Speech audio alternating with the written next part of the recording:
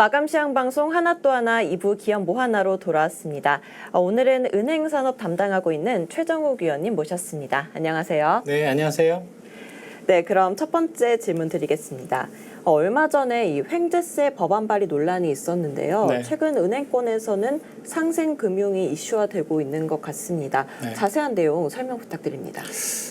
정치권에서 발의한 횡재세는 정부하고 여당이 적극 반대하고 있기 때문에 아마 도입은 쉽지는 않을 것 같고요. 다만 이제 횡재세 이슈와는 별도로 은행 그 이익 환수 방안 얘기가 많이 나오고 있어요. 그래서 이제 그 상생금융이 최근에 이슈화되고 있는 상황이고요.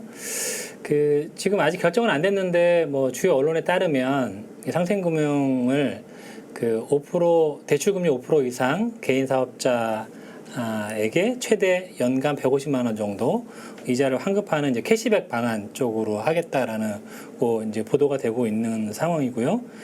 산업은행하고 수출입은행을 제외한 18개 은행, 그러니까 인터내셔널 은행도 포함됩니다. 그래서 이 은행들이 모두 참여하고 전체 지원 규모가 횡재세 때 처음 나왔을 때 얘기했던 2조 원 정도 규모로 아마 이 맞추는 방법을 찾고 있는 것 같아요. 그래서 이 18개 은행의 작년 전체 순이익이 19조 정도였었거든요. 그러니까 대략 한 10% 정도가 약간 넘는 수준에서 아마 이제 배분이 될 것 같고요.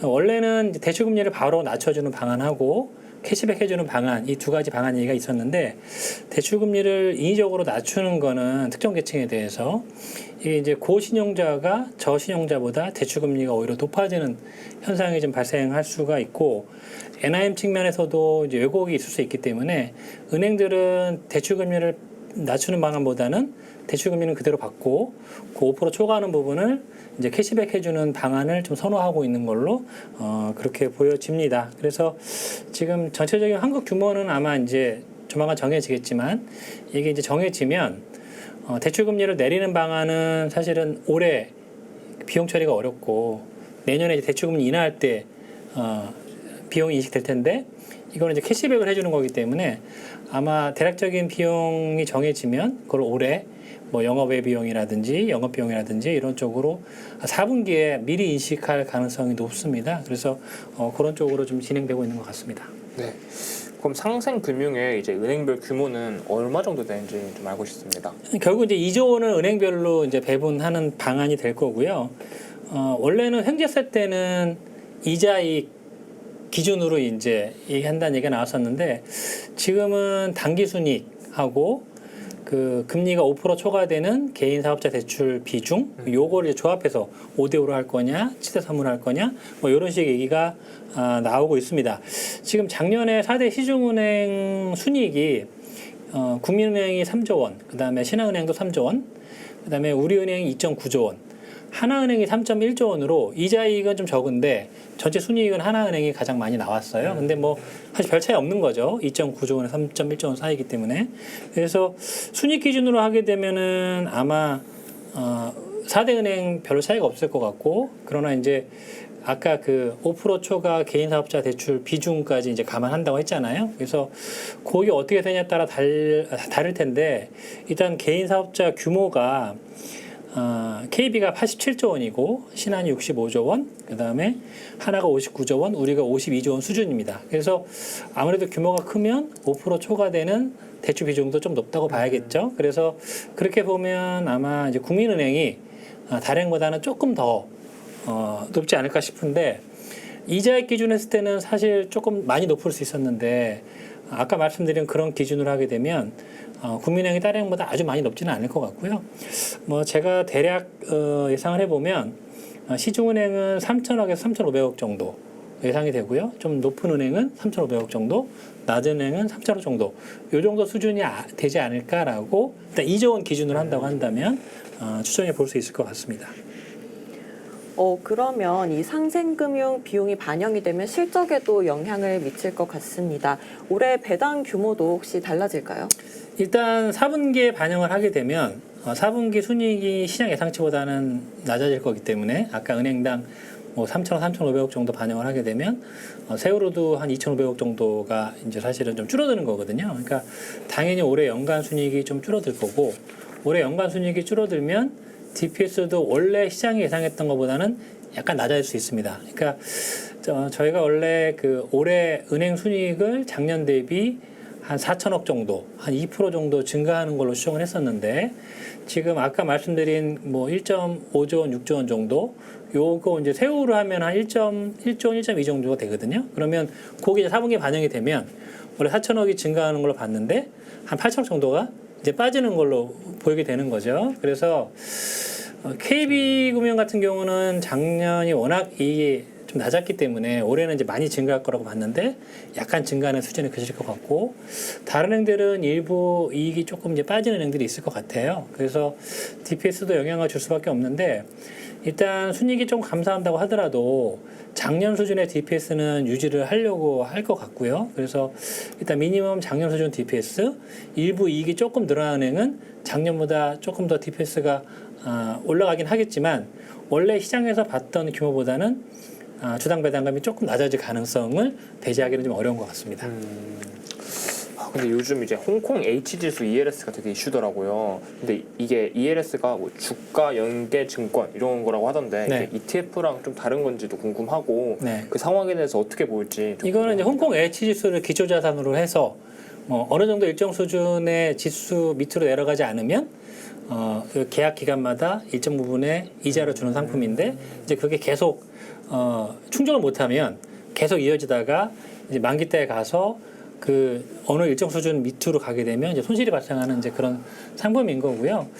요게 뭐 지금 기사에 계속 나오고 있는데 사실은 좀 지켜봐야 될 상황이고요. 왜냐하면 아직 주가가 조정된 게 아니기 때문에 예, 내년 상반기에 만기 때 가서 또 올라갈 수도 있는 거거든요. 물론 지금 많이 빠져 있기 때문에 사실 올라간다고 보기 쉽지는 않은데 어쨌든 내년 초까지는 봐야 될 것 같고 지금 이제 불안전 판매 관련된 이슈가 조금 뭐 뉴스에 나오는 것 같아요. 그러니까 은행 입장에서는 ELS를 처음 가입하는 사람보다는 재투자자 비율, 그러니까 여러 번 가입해서 또 한 번 가입한 투자자 비율이 높기 때문에 그런 분들에 대해서는 불안전 판매 이슈는 사실 좀 얘기하기 어려운 거 아니냐라는 얘기도 있고 또 반면에 아주 고령자한테 ELS라는 상품을 파는 게 판매 적합성 측면에서 과연 맞는 거냐. 이제 감독원이 그런 얘기들 하고 있거든요. 그래서 좀 지켜봐야 될 것 같고 지금 감독원이 그 감사 중인데 일부 영업점에서 뭐 불안전 판매가 확인됐다 뭐 이런 기사들이 좀 나오고 뉴스가 나오고 있어요. 그래서 그게 맞다고 하면 또 일정 부분 뭐 배상이나 이런 부분이 발생할 수도 있을 것 같습니다. 결국 홍콩 H지수가 내년 상반기 어떻게 될 건지가 관건일 것 같고요.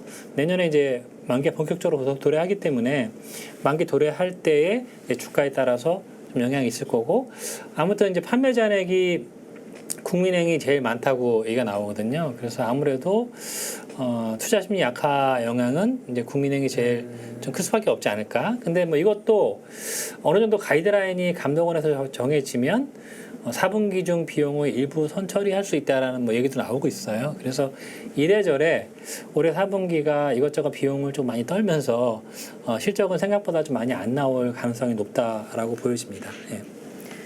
네, 상생금융과 그리고 홍콩 H지수 ELS에 대한 이야기까지 해주셨는데요. 마지막으로 은행주 주가 전망과 선호 종목 말씀 부탁드립니다.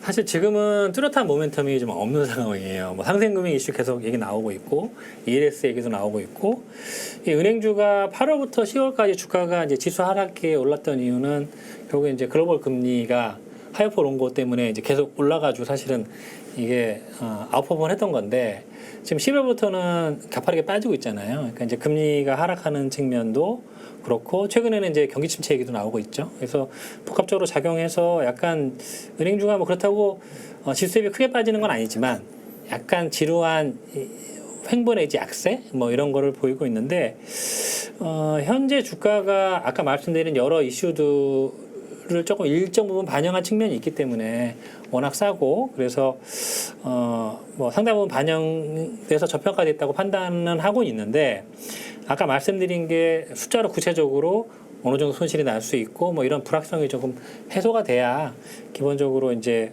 반등이 좀 나오지 않을까. 그래서 저희가 봤을 때는 이제 배당 투자 매력은 높지만 실적 불확성이 아까 말씀드린 대로 좀 큰 상황이고 그리고 지금 이제 일부 은행이 공시했는데 은행들이 이제 배당 선진화 방안 하겠다라고 이제 공시가 되고 나머지 은행들도 다 공시를 할 것 같습니다. 그래서 올해는 이제 배당락이 12월 말이 아니에요. 네, 그래서 그렇게 보면 이제 배당 랠리가 보통 11월, 12월 발생했는데 이제 그런 부분도 약간 좀 이제 지연되는 거죠. 예. 그리고 내년 4월에 이제 총선이 있는데 아무래도 총선 전까지는 규제 이슈가 조금 있을 수 있기 때문에 뭐 이런 것들이 어느 정도 해소 조짐을 좀 보여야 되는데 그 시기를 저는 한 1월 말 2월 초 정도로 보고 있고요. 내년 2월 초가 아마 은행들이 실적 발표거든요. 그러면 뭐 실적 시즌 부근 직전 한 1월 말 정도쯤 되면 어느 정도 윤곽이 잡히겠죠. 그럼 이제 뭐 실적에 대한 어떤 불확성이 조금 해소가 되고 그리고 실적 발표하면서 은행들이 또 자사주입 소각이라든지 이런 거 발표할 거고 배당이 이제 12월 말에서 내년 뭐 3월이나 이런 기산일로 이제 바뀌기 때문에 그리고 이제 분기 배당은 그대로 하게 되면 3월에 배당 계산일이 2번 발생하거든요. 그래서 배당 투자하기는 3월달에 되게 좋을 수 있습니다. 이제 그런 것들이 복합적으로 작용하면 뭐 1월 말이나 2월 초부터 은행이 좀 반등이 나오지 않을까, 예, 그렇게 기대를 하고 있습니다. 그러면 가장 선호하는 종목 있으실까요? 일단 사실 작년에 가장 선호했던 종목은 KB금융이었고요. 워낙 펀더멘털도 좋고 자본비도 높고 했기 때문에 이제 좋아할 수밖에 없는 상황이었는데 지금은 사실 조금 이제 전체적으로 애매해졌죠. 악재들이 워낙 많이 나왔기 때문에 물론 현재 주가가 이런 것들을 이제 충분히 반영하고 있지만 ELS 관련된 불확실성도 좀 있고 하기 때문에 뭐 KB금융보다는 오히려 이제 기업은행이라든지 이제 기업은행이 가계대출 비중이 적기 때문에 최근에 가계대출 억제 이슈에서도 좀 벗어나 있고 지금 실적 불확실성 때문에 배당도 사실 약간 불투명한 상황이잖아요. 근데 기업은행은 어쨌든 기재부가 대주주이기 때문에 확실하게 고배당 나갈 수가 있습니다. 그래서 배당에 대한 기대감, 중소기업 대출 비중이 높다는 게 흠이긴 한데 중소기업 대출 비중이 높긴 하지만 또 보증서 비중이 되게 높아요. 90에서 90% 정도가 보증 대출이기 때문에 실제로 이제 부실이 나고 손실이 난다고 하더라도 실제 손실은 크지 않을 수 있거든요. 이제 그런 측면에서 보면 최근에 뭐 올해 이제 주가가 가장 많이 오른 종목이 JB금융이 가장 많이 올랐고 그다음에 이제 기업은행 이게 주가는 좀 올랐는데 그래도 가장 이제 편하지 않나라고 생각을 하고 있습니다. 그래서 단기적으로는 그냥 12월, 1월 초중순까지는 기업은행이 괜찮아 보이고요. 이제 1월 중순 하순부터 변곡점으로 주가가 좀 올라간다라고 한다면 하나금융 정도 추천드려요. 하나금융이 올해 가장 주가가 언더폼했던 종목인데 뭐 4분기 실적 발표를 기점으로 해서 어쨌든 이제 4분기 실적은 상당히 조금 이제 안 좋을 수 있으니까 기저효과 때문에 내년에 또 턴어라운드되는 효과가 있기 때문에 괜찮지 않을까라고 생각하고 있습니다. 네, 감사합니다. 이제 질문 올라온 거 살펴볼 텐데요. 오늘 질문이 굉장히 많이 올라왔어요. 네. 먼저 커뮤니티에 있는 질문 먼저 살펴보겠습니다. 최선호주, 차선호주는 말씀해 주셨고요. 네.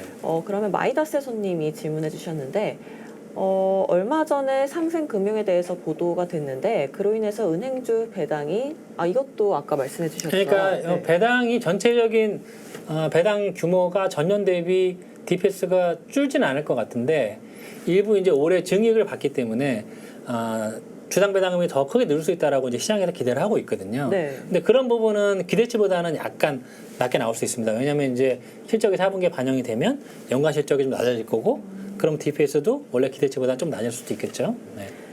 네, 그러면 DPS 관련된 질문 드립니다. 은행 섹터 24년 혹은 25년 이후에 DPS 감소가 있을 수 있을까요? 아니면 배당 컷 가능성 궁금합니다라고 질문 주셨습니다. 내년에는 올해보다는 기본적으로 이제 이익이 증가할 거라고 봅니다. 왜냐하면 아까 말씀드린 대로 4분기에 그걸 선비용 인식을 하게 되면 내년에는 사실 추가적으로 비용 들어가는 건 없거든요. 그러면 원래 저희가 연간 전망할 때 올해 대비 내년 이익이 한 4% 정도 늘 거라고 봤는데 이제 비용을 선처리 하게 되면 올해 이익이 좀 줄어들고 내년 이익이 큰 영향이 없다면 사실 이제 증액되는 폭이 좀 더 클 수 있어요. 한 5% 내지 6% 정도.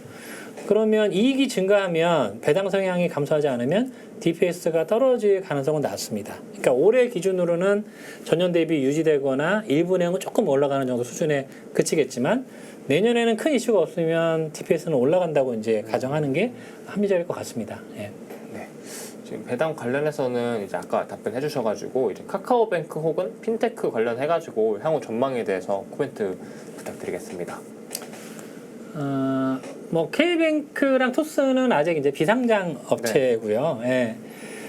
지금 카카오뱅크 주가가 사실 상당히 조금 중요해요. 왜냐면은 아무래도 제일 먼저 인터넷은행 상장을 했기 때문에 그 주가가 이제 기준점이 돼서 다른 은행도 어느 정도 이제 IPO 할 때 참고가 될 거잖아요. 근데 카카오뱅크가 상장 직후에 주가가 크게 올랐다가 지금은 이제 PBR 2배 정도 수준이긴 한데 이 토스뱅크나 K뱅크는 아무래도 카카오뱅크보다는 멀티플이 좀 이제 낮아야 되는 거 아니냐는 이제 시장의 인식들이 좀 있습니다. 근데 K뱅크나 토스뱅크가 받고 싶어하는 IPO 할 때 가격이 또 있거든요. 그게 조금 괴리가 있어요, 사실은. 그렇기 때문에 IPO가 당장은 조금 뭐 힘든 상황이고요. 왜냐면 그 회사 측에서는 재계약을 받고 IPO를 하고 싶은데 벤치마크로 보여지는 카카오뱅크가 최근에 주가가 좀 많이 내려온 상황이기 때문에 이제 그 기준으로 하게 되면 본인들이 원하는 이제 밸류에이션을 받기가 어려운 거죠. 그러다 보니까 IPO가 조금 이제 미뤄질 가능성이 높다라고 생각을 하고요. 그 뭐 회사는 사실 비상장사기 때문에 제가 뭐 자세히 보지는 않고 있는데 카카오뱅크보다는 연체율이나 이런 부분은 아무래도 조금 높은 상황이고 수익성도 카카오뱅크보다는 조금 낮아진 상황입니다. 그래서 뭐 K뱅크나 토스뱅크는 지금 비상장 업체에 대해서 이제 뭐 보고서 나오는 보고서들이 있거든요. 이제 그거 보면서 참고하시면 될 것 같고요. 카카오뱅크는 뭐 펀더멘탈 쪽으로는 괜찮은 상황이에요. 3분기에 마진도 올랐고 성장도 굉장히 많이 나왔고 4분기도 아마 마진은 괜찮을 겁니다. 예, 그러니까 사실은 카카오뱅크는 대출보다 수준이 월등히 많거든요. 저희가 그걸 예들이라고 하는데 예들이 되게 낮았어요. 지금 은행 평균 수준이 한 95%인데 카카오뱅크는 이게 80%가 채 안 됐었거든요. 그래서 그러면 나머지 대출하지 않는 돈을 어디에 투자를 하느냐? MF 이런 유가증권에 그동안 투자를 했었습니다. 그래서 그 실리콘밸리 은행 사태 터질 때 카카오뱅크에 대한 이슈가 좀 있었던 게 유가증권 비중이 높은 게 실리콘밸리 은행이랑 매우 흡사하다 막 이런 얘기들이 한때 나왔었어요. 근데 그 실리콘밸리 은행은 이제 국채, 장기 국채 이런 거에 투자를 하는 거고 카카오뱅크는 단기 MF에 투자를 하기 때문에 사실은 조금 상황이 다른 거죠. 근데 그 최근에 카카오뱅크가 성장이 많이 나오면서 이제 업계 최저금리로 대출도 하고 그러다 보니까 상반기에 마진이 많이 빠졌거든요. 그래서 3분기에는 어떤 식으로 했냐면 기존에 있는 MF를 빼서 그 금액으로 대출을 하는 거죠. 예, 그럼 이제 조달은 크게 늘리지 않고 똑같은 상황에서 유가증권에 있는 거를 대출로 늘리면서 운용을 하면 MF 금리보다는 대출 금리가 높기 때문에 성장을 해도 마진이 유지되는 그런 상황이 발생을 했거든요. 그래서 3분기에는 성장률도 많이 나왔고 마진도 많이 올라갔고 이래서 이익이 굉장히 많이 나왔고요. 4분기도 이제 그런 현상이 예대율이 아직도 80%대 후반이니까 더 높이게 되면 마진이 계속 올라갈 수가 있습니다. 그래서 4분기에도 이익은 괜찮을 것 같습니다. 이제 반면에 성장률은 1분기 5%, 2분기, 3분기 굉장히 많이 나왔는데 지금 4분기에는 아무래도 성장률은 조금 이제 줄어들 것 같고요. 근데 이제 카카오뱅크를 주가를 판단하는 기준은 사실 이익 레벨보다는 지금 KB금융의 PBR이 0.36배 정도인데 카카오뱅크는 2배를 받고 있어요. 예, 그거는 단순히 뭐 ROE가 뭐 KB금융보다 좋다 이런 의미가 아니고 향후에 성장성이 엄청나게 좋을 거다라는 기대가 주가에 녹아 있는 거거든요. 그게 이제 올해 상반기에는 어느 정도 발현을 해준 거죠. 성장이 많이 나왔기 때문에. 근데 이제 최근에 정부에서 워낙 가계대출 억제 정책을 많이 펴고 있기 때문에 이제 그런 부분에서 아무래도 카카오뱅크 성장률도 좀 둔화될 수밖에 없고 최악의 경우 가계부채가 계속 늘어나게 되면 정부에서 예전 뭐 몇 년 전에 총량 규제했던 것처럼 이제 그런 규제가 나올 가능성도 있다고 봅니다. 그러면 일률적으로 규제하는 거기 때문에 그렇게 되면 이제 카카오뱅크 성장률이 많이 좀 줄어들 수도 있겠죠. 가정이지만 이제 그렇게 되면 사실은 뭐 성장률이 많이 줄어들게 되면 거기에다 이제 우려들이 일부 있을 수 있다는 거고 그리고 이제 카카오의 이제 지배구조 뭐 얼마 전까지 계속 얘기가 났었죠. 그게 당장 뭐 이 지분을 매각해야 되고 이런 상황은 아니고 소송 갈 거기 때문에 몇 년 걸리거든요. 근데 지금 이제 금감원장님이 유임이 되셨기 때문에 기존의 스탠스가 그대로 갈 가능성이 높고 그럼 카카오 법인에 대해서 이 징벌이나 이런 것들이 있게 되면 이제 그런 거에 대한 우려들이 좀 일부 있을 수 있기 때문에 그런 부분들이 펀더멘털은 생각보다 지금 상당히 하반기에는 좋은데 그런 부분들이 약간 주가 발목을 잡을 수 있고요. 최근에 이제 반등을 했던 것들은 이제 그런 우려들이 주가가 많이 반영했고 이제 최근에 금리가 많이 떨어지면서 어쨌든 이제 카카오뱅크는 성장주이기 때문에 금리가 떨어진 멀티플이 올라간 효과가 있거든요. 이제 그런 부분이 반영이 된 거죠. 그래서 향후에 앞으로 금리가 더 떨어질 거냐 아니면 떨어졌던 금리가 반등할 거냐에 따라서 주가 방향성이 좀 결정되지 않을까라고 보시면 될 것 같습니다. 네, 그리고 이제 마지막 질문 드릴 텐데요. 출연하실 때 정기적으로 이 질문을 드린다고 합니다. 개인 연체율과 기업 연체율의 증감, 속도에 대해서 간단하게 코멘트 부탁드립니다. 그리고 혹시라도 우려할 만한 사항이 있는지에 대해서도 말씀 부탁드립니다. 라고 질문 주셨어요. 연체율은 사실 올라갈 수밖에 없고요. 금리가 1년 전에 비해서 사실 많이 올랐기 때문에 연체율이 뭐 올라가지 않거나 유지되거나 떨어진다는 거는 사실은 이해하기 좀 어렵죠. 이제 올라가는 폭이 이제 문제가 되는 건데, 은행 쪽은 연체율이 그렇게 크게 올라가지는 않고 있습니다. 물론 뭐 0.3에서 0.5% 올라가면, 그러면 60% 올라간 거 아니냐 이렇게 이제 볼 수 있는데, 0.3이라는 숫자 자체가 워낙 낮은 수준이고 0.5% 올라간다고 해서 그게 뭐 크게 우려할 만한 사항은 아닌 것 같고요. 제 봤을 때는 1% 이상 올라가지 않으면 충당금이나 그런 쪽에 아주 큰 영향을 주거나 그럴 것 같지는 않은데 당장 그런 식으로 뭐 단기간 내에 올라가지는 않을 것 같고요. 지금 이제 금리도 내년부터는 좀 떨어진다고 하면 아무래도 연체율 쪽에서는 조금 더 이제 긍정적인 수 있는 상황입니다.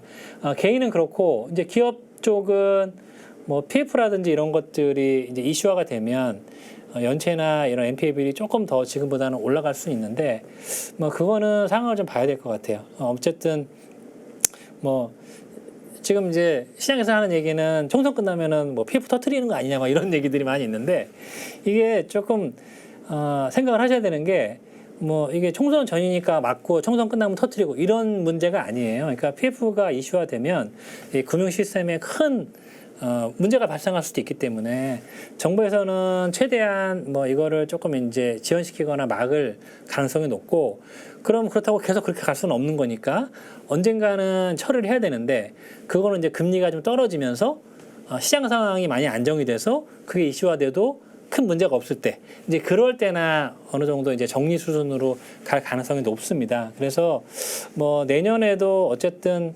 시스템이 크게 망가지지 않는 한도 내에서 최대한 뭐 지원하거나 하면서 좀 끌고 갈 가능성이 높아서 그렇게 보면 연체율이 뭐 특히 이제 제2금융권이나 이런 쪽은 올라갈 수는 있겠지만 은행 쪽은 단기간에 이렇게 크게 올라가거나 그럴 것 같지는 않습니다. 네. 네, 이렇게 마지막 질문에 대한 답변까지 해주셨습니다. 오늘 함께해 주신 최정욱 위원님 감사합니다. 네, 감사합니다. 마감 시황 방송 하나 또 하나 2부 기업 뭐 하나 오늘 준비된 순서는 여기까지입니다. 저희는 내일 다시 찾아뵙도록 하겠습니다. 네, 성투하는 그날까지 저희 핫도와 함께해요. 그럼 내일 봐요. 안녕.